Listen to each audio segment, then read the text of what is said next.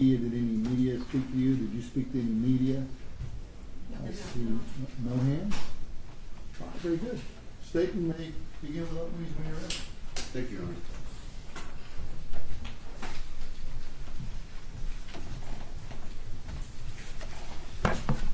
Good morning.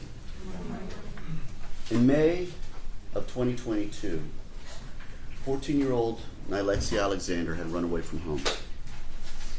It wasn't her first time running away from home. She'd been struggling and acting as immaturely. And in that May of 2022, Nylexia made a decision that ultimately led to her death. Because on May the 6th of 2022, at around 3 a.m., Nylexia Alexander got in the car belonging to that man right there, Ronnie Walker. She'd been out on the streets. She'd been wandering around. She was in an apartment complex. And she gets picked up by Ronnie Walker. You will see, ladies and gentlemen, video of those last minutes of her life. You will hear how Ronnie Walker had been driving around looking for her and found her just blocks away from where he was living. You will see these videos.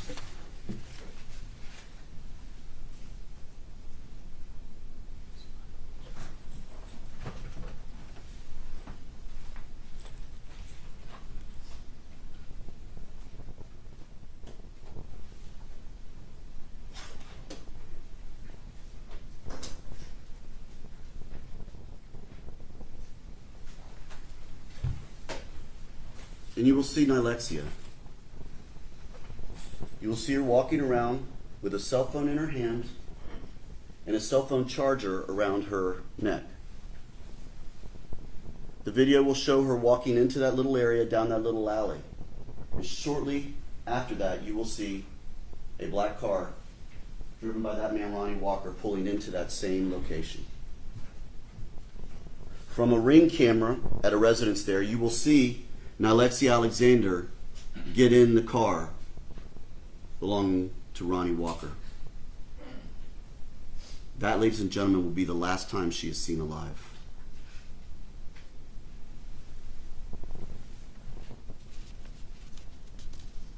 See, that night, Ronnie Walker had decided he was going to kill Nylexia Alexander. He found her, he got her in the car, and drove away. You're going to hear that he drove to a convenience store where he bought her a drink. One can only assume that at that time, Nylexia Alexander had no idea what was awaiting her.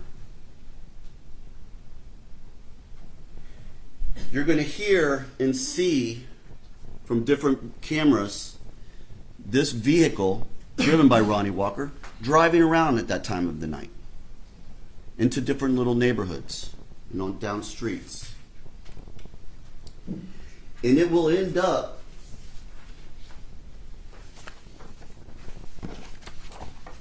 in a neighborhood around Florabraska and North Highland Avenue. It will end up right next to a vacant field where you see that blue spot. That's a dead-end road in a vacant lot. You're going to see that vehicle pull into there. We have video, ladies and gentlemen, and you will see that car pull into there. The car will turn down onto Florabraska, drive down to the end of the road. You will see it coming back down Florabraska and pause and stop right next to that vacant field. The lights will go off of the car. 50 seconds will pass. The lights will come on, but then immediately the lights will turn back off and the car will drive away with its lights off. during that time, Ronnie Walker shot and killed Nilexia Alexander and left her body in that vacant field.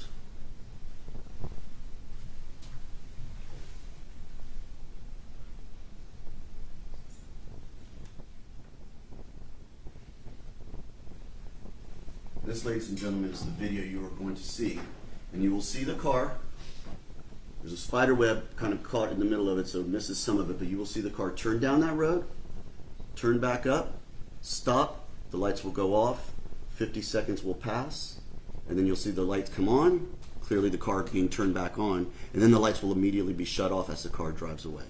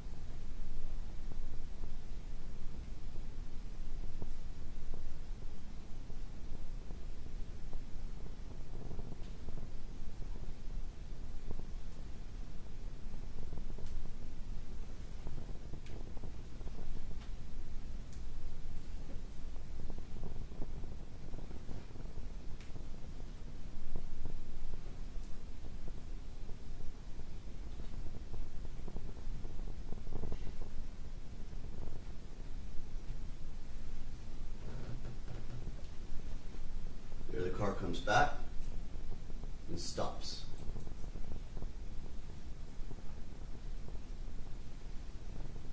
Right there is when Nilexia Alexander is being murdered.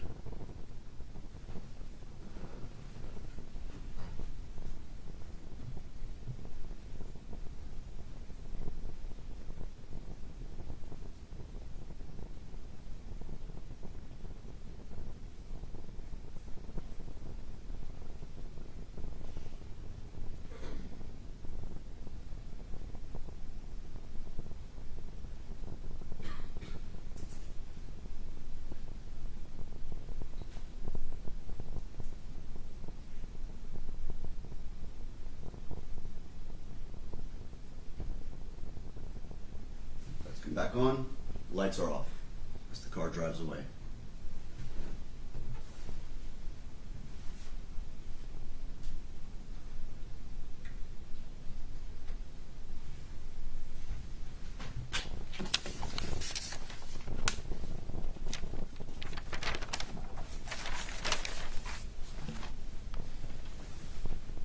We learn what happened in that car. We learn that because we are later able to ascertain the identity of the passenger in that car, Robert Quincy Creed. Robert Quincy Creed tells us that at that point when the car stops, Ronnie Walker begins to yell at Nilexia and asks her if she's having sex with someone. He's not exactly sure what the whole screaming is about or the argument about, and at that point in time wasn't paying a lot of attention until suddenly he hears a gunshot in the car and looks over and sees Nilexia Alexander holding her chest and sees Ronnie Walker holding a silver or a chrome firearm in his hand.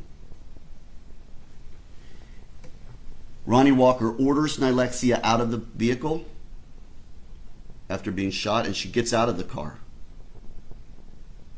And Ronnie Walker gets out of the car with her. She walks a couple feet away from the car, at which point she is shot 3 more times in the head, one of them within 12 inches of her face. You'll see the stippling to her face, which a medical examiner is going to tell you means that gun was within 12 inches of her face. Intentional, premeditated. Her body's left there on the field, and as you see from that video, the car quickly drives away lights off.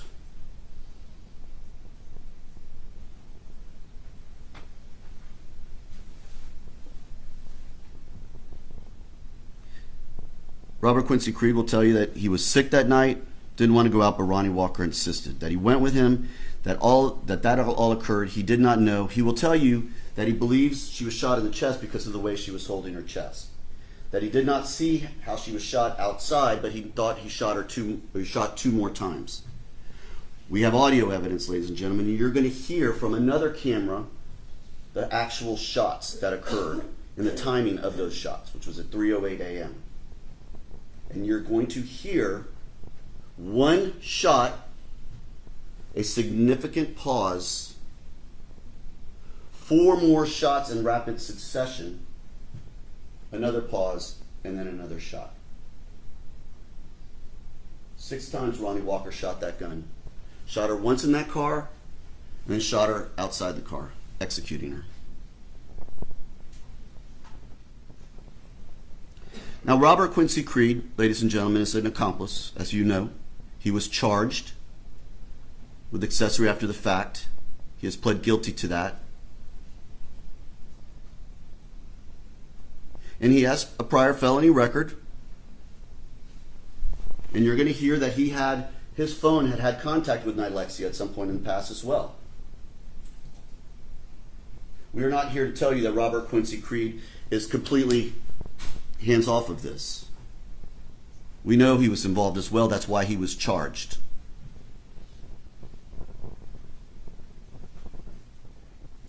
Now, going beyond what Robert Quincy Creed says, detectives are out there. They find out a little while later they receive a 911 call. They go out to the scene and they find a body, Nilexia Alexander.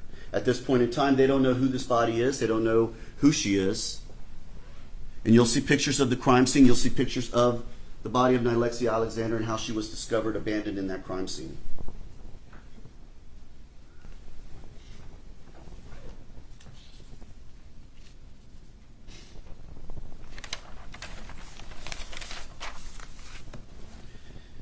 You will see that the detectives at that point go around looking for cameras, and that's when they find this video. So at this point in time, they have a description of a vehicle. They have Nilexia Alexander's body, who they haven't yet even identified. And that's it. And ladies and gentlemen, that may have been the end of it. A case gone cold with the body of a 14-year-old runaway left on a vacant lot. That could have been the end. But it wasn't. Because Nilexia Alexander left a clue. She left a lead for the detectives. Nilexia Alexander left her phone in the back seat of that vehicle. And Ronnie Walker didn't know that. So I'm going to come back to that in a moment. But first, ladies and gentlemen, let me talk to you quickly about the crime scene. Detectives come out. You're going to hear the investigation that they did at the crime scene. At the crime scene, they find Nilexia Alexander. They don't find a phone, but they find the cord that you saw around her neck in that picture, the charger, and they find a bottle of a drink that she was drinking at the time. They find a shell casing. They find some blood. They don't see much else. Nilexia Alexander is taken to the medical examiner's office where an autopsy is conducted. She is shot once in the shoulder that comes out through around the clavicle area. She's shot 3 times in the head. And again, one of those very close shot. The detective who was running the crime scene, who you will hear from, Detective Aaron Campbell, believes there's got to be something more out at that crime scene. Now remember, when they're doing this crime scene, it's the middle of the night, it's dark. You could see how dark it was in that video. This is a dark, vacant lot. There's no lights. There's nothing to see. So he goes back out there. And when he goes back out there, you're going to hear that he finds 2 more casings. And he also finds 2 projectiles in the ground. All of these casings match up. They were all fired from the same gun. So 4 casings are total of found.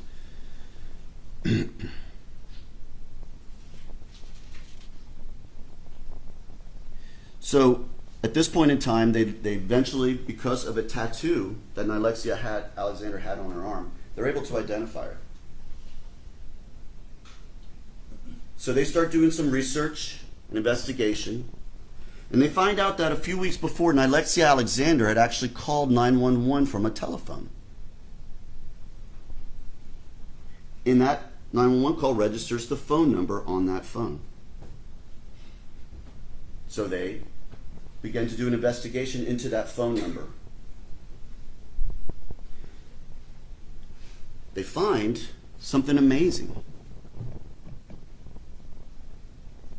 After Alexia Alexander has been killed, based on what they've been able to determine as the time that she was shot, her phone continues to move.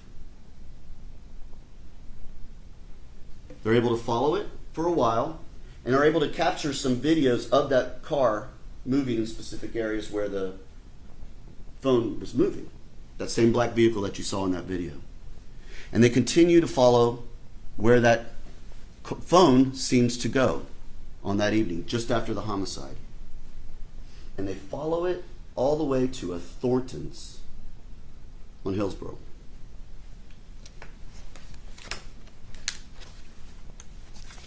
And at that Thornton,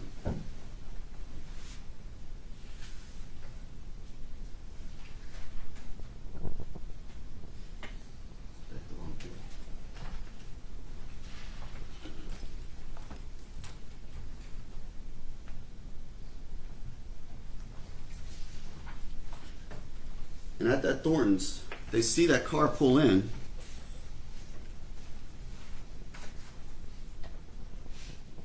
And they see this man get out of the car, out of the driver's seat. Ronnie Walker.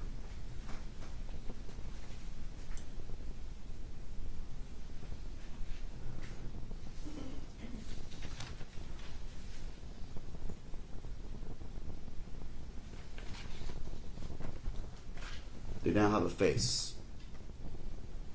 At this point in time, they haven't identified him, but they know that's the car. They know that car is there at the same time that Alexia Alexander's phone is there. And they now see a gentleman wearing this jacket, which will become important as well, getting gas. They also see someone get out of the passenger side. Again, they can't identify, but they know that there were two men in that car, the driver, Ronnie Walker, and this passenger, who they will later identify as Robert Quincy Creed.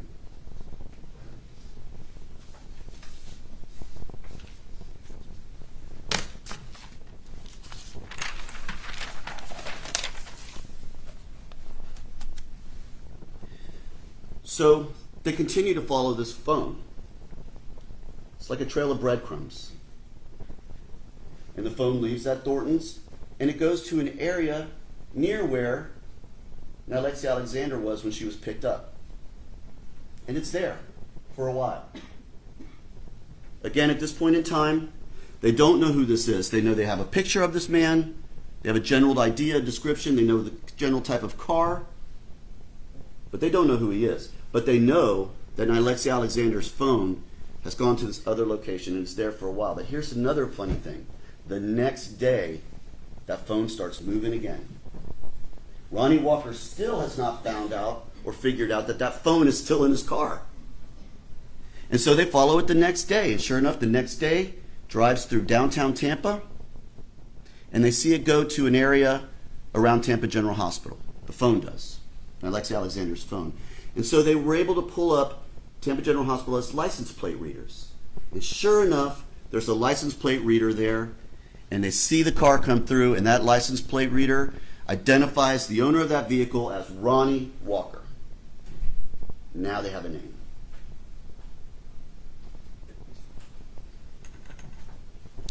So they then attempt to locate Ronnie Walker, and don't find him at first, but they notice that the tag has a thing on it that says Giant Motor Sales. So they realize that it was purchased at a used car dealership, Giant Motor Sales. So they decide to go to Giant Motor Sales to talk to the person there about the purchase and see if maybe it has a locator on it or something. And when they get there, lo and behold, who is there but Ronnie Walker himself?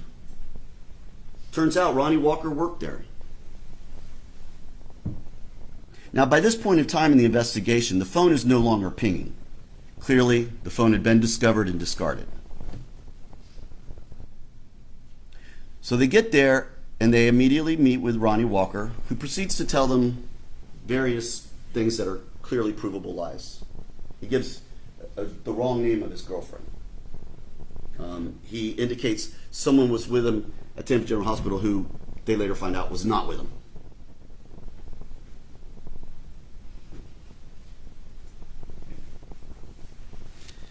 So they continue to their investigation.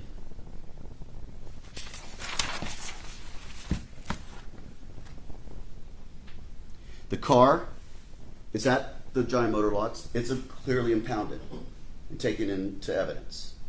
The car is searched. No phone. Alexi Alexander's phone is not in that car. And they proceed to look for any evidence in the car. Any blood, anything like that. And you're going to hear from a crime scene investigator who will tell you how they do that. And one of the things they do is this thing called Blue Star, which lights up kind of an ultraviolet light when there is iron or something that could potentially be blood in the car. And sure enough, on the back passenger driver's side, or back seat driver's side passenger, in the little area, when you open the door, that little door jamb area, they see what looks to be some sort of substance, and they swab it, and it tests positive for blood. That blood, ladies and gentlemen, is Alexia Alexander's blood. It was a mixture. It was Alexia Alexander and Ronnie Walker and some other unknown individual. Not Robert Quincy Creed, but some other unknown individual. But Alexia Alexander was the main one. They also learn that Ronnie Walker at that time had a girlfriend by the name of Erica Sweet. He gave a different name for her, Erica Roberts or something, but her name was Erica Sweet. And they learned that he was living with Erica Sweet at the time. And it turns out Erica Sweet was only a couple of blocks from where Alexia Alexander was picked up. And also, interestingly enough, the phone, Alexia Alexander's phone, that whole night was in an area associated or where Erica Sweet lives and Ronnie Walker lives.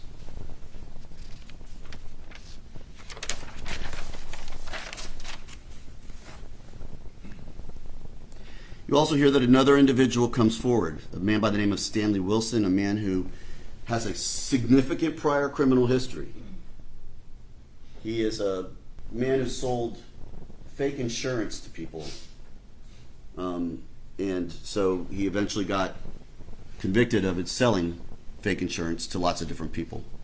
And so each one of those is a felony, so he has a lot of felonies. But you are also going to hear that at the time he was dating or seeing Ronnie Walker's niece.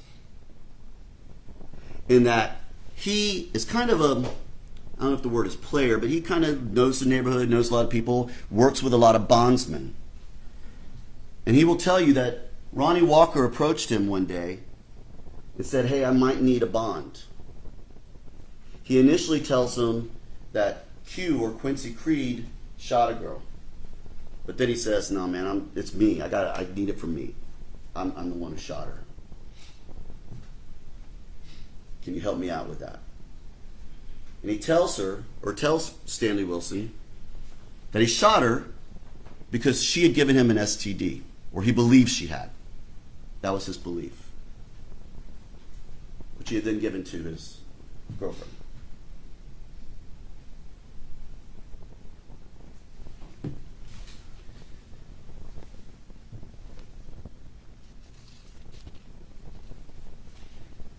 The evidence, ladies and gentlemen, will show you that Ronnie Walker picked up Alexia Alexander, drove her to a secluded spot, shot her multiple times, including once in the face at close range, drove to the Thorntons with her phone after committing this murder, drove back home to Erica Sweet's house, where his phone and Erica Sweet's phone, and that's another thing. Erica Sweet had a phone also. Ronnie Walker at that time didn't have a phone, but Erica Sweet did. His girlfriend, what he called her wifey. And that night, at 3 a.m., sure enough, Erica Sweet's phone's moving. And it's moving along with Ronnie Walker's car. And at a certain point, and you will see video of this, both Erica Sweet's phone and Alexia Alexander's phone are moving completely together. They're both in the car. And then they both come to stop at the residence of Erica Sweet, where Ronnie Walker was staying.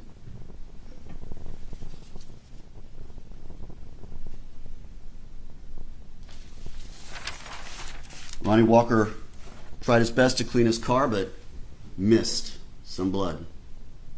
And that blood connects to Alexia Alexander and proves she was shot in that vehicle before getting out and ultimately shot in that vacant field. All of the evidence, ladies and gentlemen, points to Ronnie Walker in that car.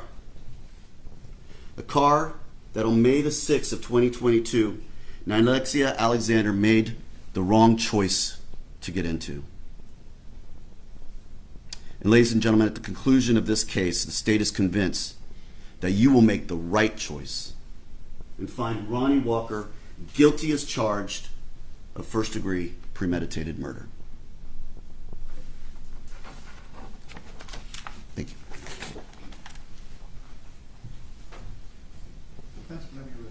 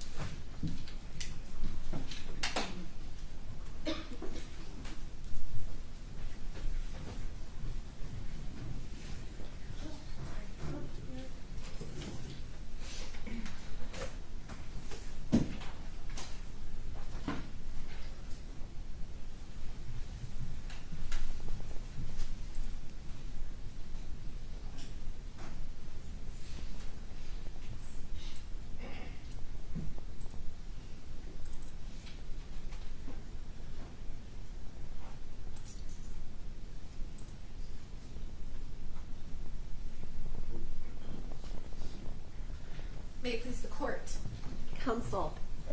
Good morning, members of the jury. Good morning. This is not a case of felony murder. It's not a case of a principle where you have two people working together to commit a crime. And the facts and the evidence is going to show that this is not a case where Ronnie Walker killed Alexia Alexander. The facts and the evidence are going to show that this is a case where one man, and one man only, is responsible for Alexia Alexander's death, and that is Robert Quincy Creed.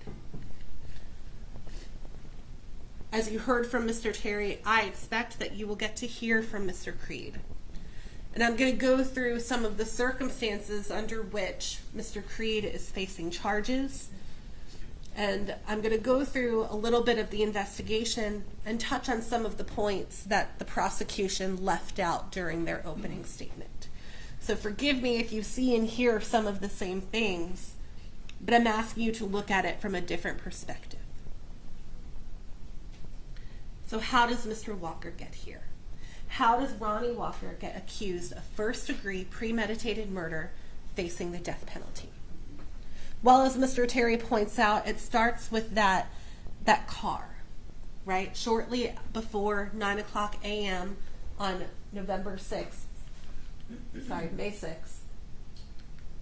law enforcement responds to the area of Highland and Flora, Nebraska, and they locate the deceased, who later becomes known to them to be Alexia Alexander.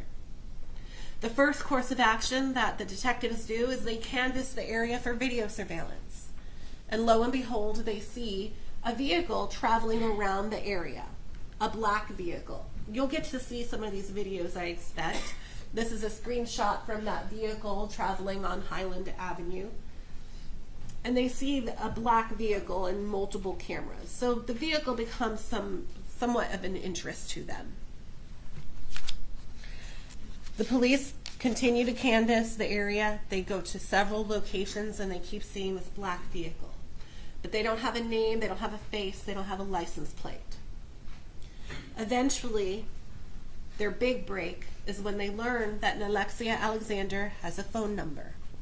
A phone number that her mother did not know about. Alexia kept this phone. Law enforcement learns about it from Alexia's younger cousins. When they're able to pull the phone records from Alexia Alexander's phone, they then are able to see different locations that she was at during this time period that law enforcement is interested in, right? We're talking about roughly 3 o'clock a.m. on May 6th and thereafter. One of the locations that they certainly find that Alexia Alexander's phone is pinging to cell phone towers out is at Thornton's gas station. And they see that black vehicle. They see a driver in the black vehicle. They see a passenger in the black vehicle. This is captured at some time after the shooting occurs. This is the only video that you will see which shows either the driver or the passenger at or around the time of the shooting. So we know that there is a driver and a passenger at the time that this vehicle is at Thornton's. What we don't know is if there was a driver and a passenger before that. We don't know who was driving the car before that. The only evidence of that, quite frankly, is going to come from Robert Creed, and I'll talk about him a little bit more in a moment. Law enforcement continues to track the car, figuring out where else can they pull some video surveillance from, and again, we have that Tampa General Hospital video. And you'll see, it may be a little bit difficult here, but the video will make it clearer. There's that passenger again, wearing those shorts that he was wearing in the Thornton's gas station video. So we know that that's the same person, and I expect Robert Creed will come in here and he will tell you that that is him. Him at Thornton's, him at the gas station at Tampa General. They now are able to get a license plate number for that Ford. And that ultimately is what leads law enforcement to Ronnie Walker. They go and they contact Mr. Walker. They come into contact with him where Mr. Walker is working. Mr. Walker is more than cooperative with them. He talks to law enforcement for hours. He gives them his DNA. He gives them his phone. He gives them his car. While Mr. Walker is talking to law enforcement, he tells them about his girlfriend, Erica, who happened just by coincidence to be showing up at the Ford Motor store or Ford Motor property at the very time where Mr. Walker is talking to law enforcement. And he tells law enforcement, there she is. Law enforcement talks to Erica Sweet. Law enforcement is able to get phone numbers for Ronnie Walker. They're able to get a phone number for Erica Sweet.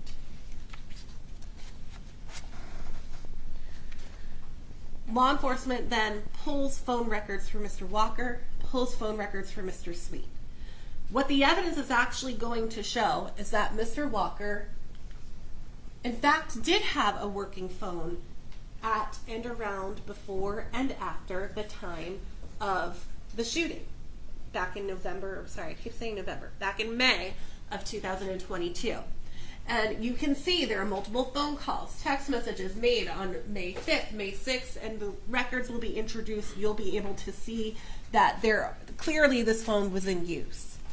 Law enforcement then tries to cross-reference. Well, we have a phone number for Alexia Alexander. We have the phone records for Ronnie Walker. And so let's see if the two are communicating. They are not. There is no crossover, no social media, no phone records, nothing to indicate that Mr. Walker even knew who Alexia Alexander was.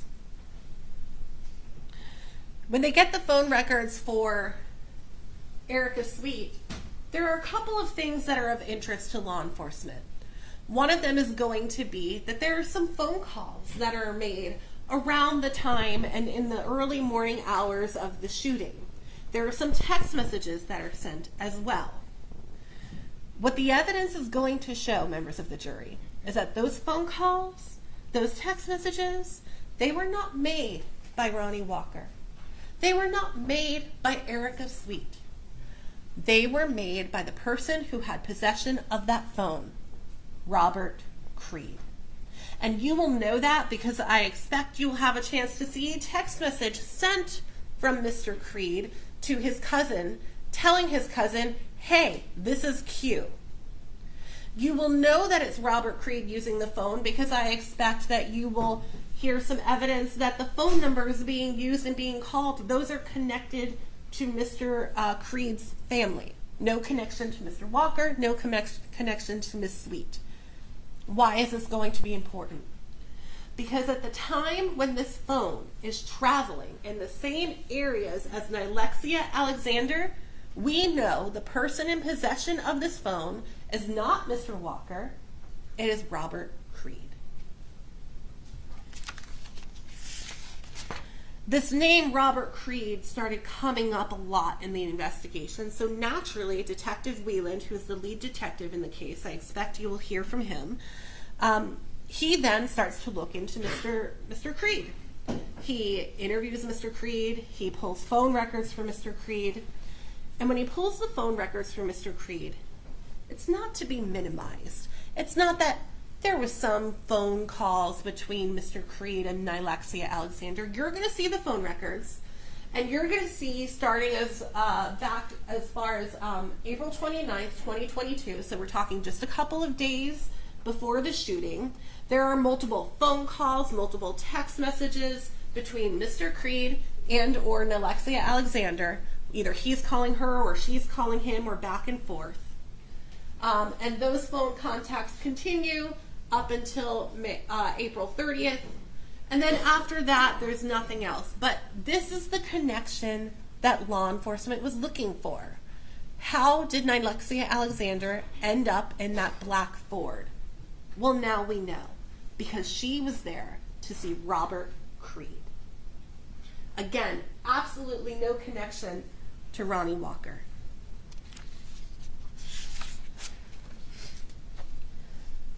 The investigation continues.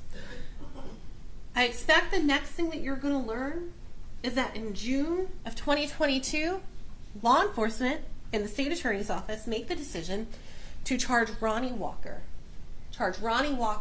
with first-degree murder. And they charge him essentially for a few different reasons. I expect you're going to hear Detective Wieland testify about this.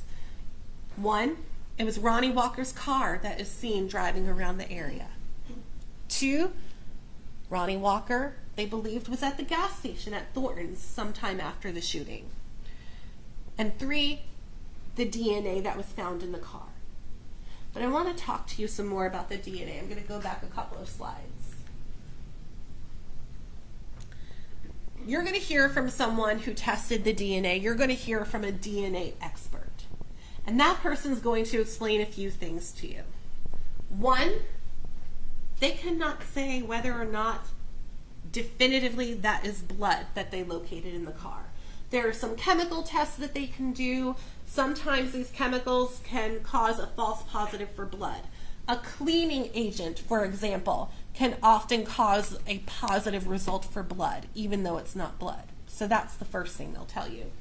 Two, they cannot tell you whether or not that blood, if it is blood, belongs to Nylexia Alexander. They simply don't know. Even if there is blood there, if you have what is called a mixture, they can't tell you which person contributed that blood. So when Mr. Terry comes up here and tells you Nylexia Alexander's blood is found, the evidence will show something different. Three, when we talk about a mixture, it is not as though we are talking about the DNA gets in a particular location at the same time. What I expect you will hear from the DNA expert is that a mixture simply means is that one person's DNA is found in the same location as another person's. They can't tell you whose DNA got there first, whose DNA got there second, whether the DNA got there at the same time. Even though DNA evidence is quite powerful, there are limits to that DNA. Despite all of these things, right? Despite the fact that law enforcement believes that this is Ronnie Walker's car, Ronnie Walker's at the gas station, Ronnie Walker is in the Tampa General Hospital with the same place as the phone, all of the same things you will hear are exactly true for Robert Creed. He's at the gas station. Robert Creed, and in fact, Robert Creed's the one with the connection to Nylexia Alexander. What I expect you're going to learn is that law enforcement has a bit of a problem at this point. They don't know what happened inside that car. They know that it's Ronnie Walker's car, but that's about as much as they know. So I expect you're going to learn that at some point there is a second interview done with Robert Creed. During the first interview, Robert Creed denies knowing Alexia Alexander. When they confront Robert Creed with the phone records, Robert Creed says, no, that's not true. That's not me. I don't know who this person is. I don't know anything about someone dying. The second time you hear that an interview is done with Mr. Creed, you're going to learn that at that point, the interview goes a little bit differently. Because what the evidence will show is that that interview starts off with the detective telling Mr. Creed, if you don't tell me that someone else did this, we're going to have to charge you with murder. What you're going to hear is that the detective tells Robert Creed that Ronnie Walker's lawyers are pointing the finger at Mr. Creed, saying he's the one that killed Nylexia Alexander.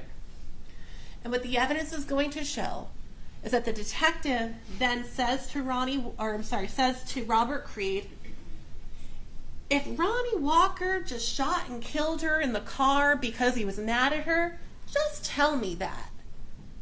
And then, and only then, you will hear that Robert Creed, for the first time, changes his story and says, that's exactly what happened. And from there on out, Robert Creed mimics, repeats what the detective had told him. You will then hear that Mr. Creed is interviewed multiple other times by other lawyers after he is arrested. And there are a couple of important things to keep in mind. Robert Creed is never arrested for the murder of Nylexia Alexander. He's not arrested as a principal. Again, this isn't a felony murder. The prosecution arrested one man and one man only, and that was Ronnie Walker. They arrest Robert Creed for accessory after the fact. But I expect when Mr. Creed comes in here to testify, he's not going to be able to tell you what exactly he did as an accessory after the fact. He's going to come in here and tell you that he pled guilty, and the only reason he pled guilty is because he didn't want to go to prison for the next 30 years. And that if he comes in here and tells this story that was repeated to him by the detective, he believes he's going to get to go home. He's going to get a benefit for his testimony. And that's where the judge's instruction at the end of the case is going to come into play, when he talks to you about looking at this testimony with a very critical eye. Because at the end of the day, Robert Creed cannot be trusted. He has lied to law enforcement. He has changed his story. He's being a benefit for being here and testifying. And when you hear the details given to law enforcement by Robert Creed, because eventually Mr. Creed is pressed for details. Okay, well tell me, where was Nylexia when she was shot? Where was Mr. Walker when he was shot? Those details are not going to add up with the evidence. Robert Creed is going to come in here and tell you that Ronnie Walker was sitting in the driver's seat, had a gun in his left hand, turned around, and shot Nylexia Alexander in the car. And that's not going to add up with the evidence. There are going to be no bullet holes, no projectiles, no blood located in the interior of that car. And you're going to get a chance to see and hear about all of that. I expect, as Mr. Terry said, you're also going to hear about Stanley Wilson, and I won't spend too much time on Mr. Wilson other than to say you're going to learn quite quickly that the timeline given to you by Mr. Wilson is completely off. That when he's saying things are happening, it is verifiably true that it is not happening. And I'll give you an example. Mr. Wilson is going to tell you that he remembers he has a conversation with Mr. Walker where Mr. Walker supposedly confesses. And that conversation happens the day before Stanley Wilson turns himself into jail in Manatee County. He is emphatic about that.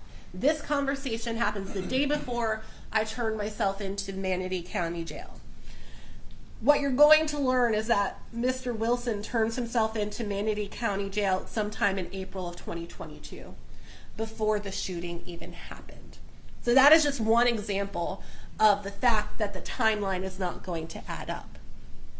You're going to hear that at the time that Mr. Wilson gives his statement to law enforcement, it's all over the news that Mr. Walker had been arrested. There are some details about the case that had been printed, and the details that Mr.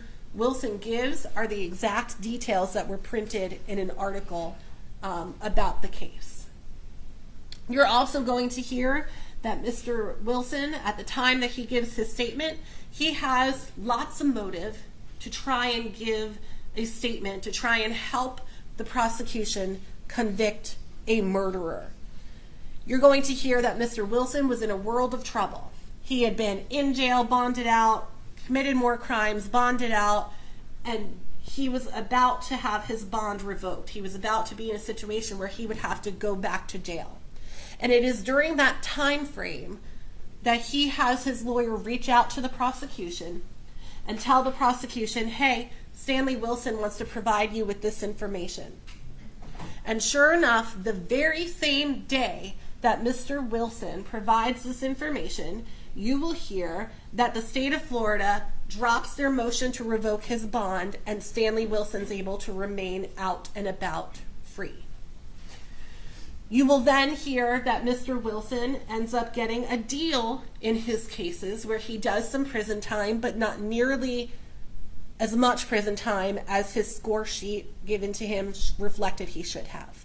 And part of that deal is that he, like Robert Creed, is required to be here and required to testify against Mr. Walker. So again, when it comes to that instruction, I expect the judge will give you at the end of the case, you will have every reason in the world to view Mr. Wilson's evidence as critically as you can. I'll repeat what I stated earlier. This is not a case where multiple people are involved in the killing of Miss Alexander. There's one person arrested. The state of Florida has chosen that person to be Ronnie Walker. The evidence is going to show that they have chosen wrong. Because all of the evidence, and when you go back to that deliberation room, you're going to have the evidence, the photographs, whatever videos, but you're also going to have your common sense. And that common sense is going to show you that Mr. Walker is innocent.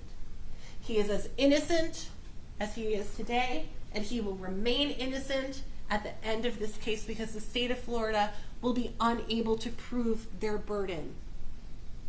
There is not a moment during this trial where the burden of proof will move from this table where these two prosecutors sit. There is not a moment during this trial where you should look to Mr. Walker to prove anything or to disprove anything or explain anything. Those are all the presumptions that you agreed to follow when you were selected as jurors.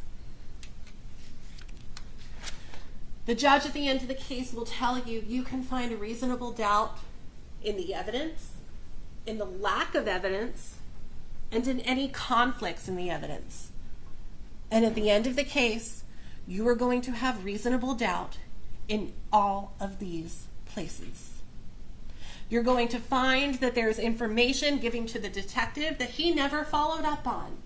Because like I said, the evidence will show they got their man. They put all of their eggs in one basket, and that's what they stuck with. The evidence is going to show that it was not Mr. Walker that shot and killed Nylexia Alexander. It will show that that person was Robert Creed. Thank you for your time and attention.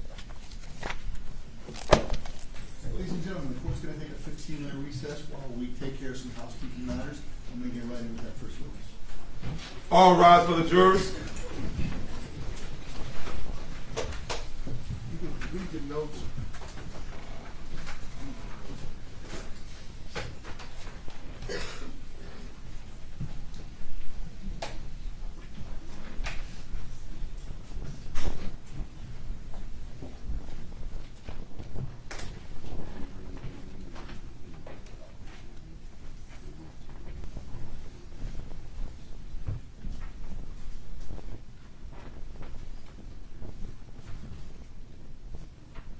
Please left room, you all may be seated.